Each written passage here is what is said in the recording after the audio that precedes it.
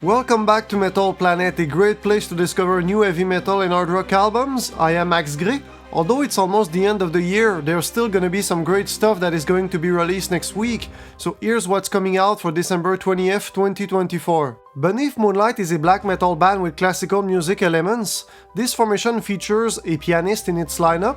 The song None Before God that was released to promote the formation's self-titled extended play has been described as an extravagant tribute to Beethoven and a maniacal ode to the dark arts.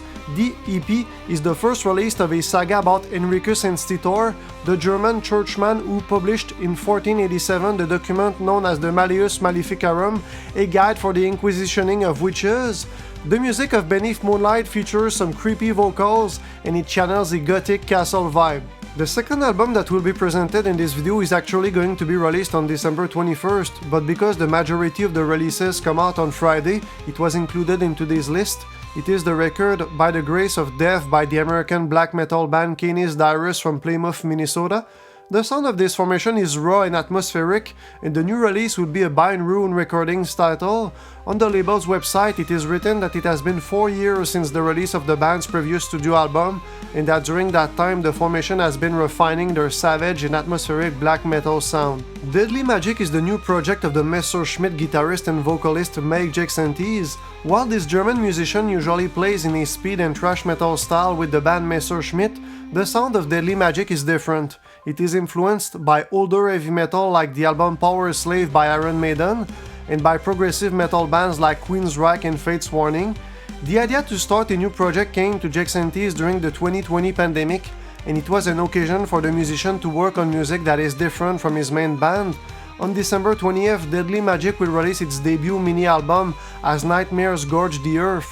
This title will contain 4 tracks. Path to Oblivion will be the third studio record by the Italian doom metal band Epitaph. This formation is one of the longest lasting bands of the Italian metal scene. Path to Oblivion is going to be the first Epitaph studio album to feature the singer Ricky Dal Pane, who previously sang for the band Witchwood. On Epitaph's Bandcamp page, it is written that the band's new record gives life to a dark path between doom metal, dark music, progressive and esoteric music, thanks to an overall epic and gloomy feeling, mixed with the natural dark atmospheres of their old-school doom metal sound. If you like bands like Candlemass and Pentagram, Path to Oblivion might be an album for you. Hexenbrett is a band that consists in the studio of only 2 musicians, Giusto Ferratu and Scarlettina Bollet. Their music is a mix of occult rock, classic heavy metal and early black metal. In German, the name of the band means Witch's Board, which refers to a Ouija board. On December 20th, Hexenbrett will release its second studio record. While many metal bands are inspired by the music of influential groups that came before, Hexenbrett's main inspirations are the European cult cinema and movie soundtracks.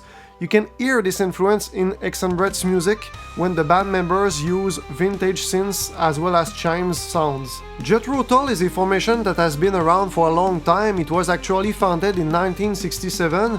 Its music is an amalgamation of progressive rock, folk rock, blues rock and hard rock. The leader of this band, Ian Anderson, is a singer, flute player and guitarist. Next Friday, Jethro Tull will release a reissue of its 2003 Christmas record, the Jethro Tull Christmas album. In the CD format, this reissue will be an expanded deluxe 4 CD plus 1 Blu-ray set. It will contain the original mix of the album, a remix, a 5.1 Dolby Atmos surround mix, as well as a selection of live tracks. A fact that not many people know is that the guitarist Tony Iommi of Black Sabbath was briefly a member of Jethro Tull in the late 60s, but he decided to quit this formation to focus on his own band. The first Sabbath album was released shortly after he rejoined, and the rest is history. The 7th record into this list is The Abysmal Womb, the new album by the Swedish death doom formation Moondark.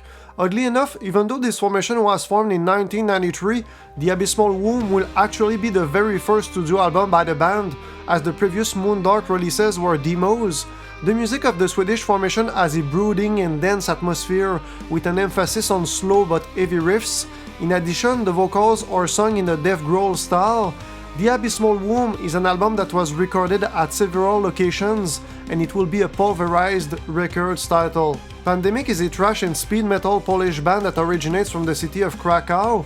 On December 20th, this formation will release its anticipated second studio album Phantoms through the label Dying Victims Productions. Even though Pandemic had a rough start with a founding member's death, frequent lineup changes and periods of inactivity, the band members have managed to release music consistently since 2018. The Polish formation has an old-school sound that is reminiscent of the classic thrash metal sound of the 80s. If you like bands like Testament and Anthrax, the music of Pandemic might be for you.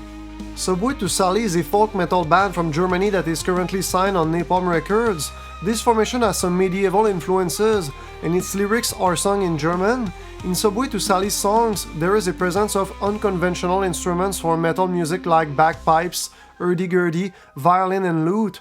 Subway to Sally frequently tours in the German-speaking countries, and it will be a part of the 2025 edition of the 70,000 Tons of Metal Festival that takes place aboard a cruise ship that sails in the Caribbean.